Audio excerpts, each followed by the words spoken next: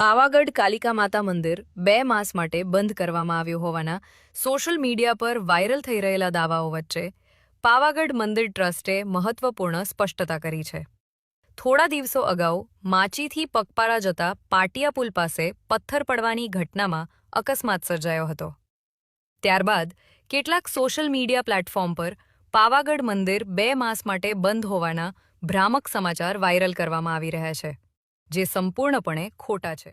લોકોમાં એક ભ્રામક મેસેજ ફેલાઈ રહ્યો છે કે પાવાગઢ મંદિર 2 મહિના માટે બંધ છે। ઘણા લોકો પોતાના ચેનલ અથવા ફોટોગ્રાફ્સની અંદર આવા ટાઇટલ બનાવી અને લોકોને ગેરમાર્ગે દોરી રહ્યા છે।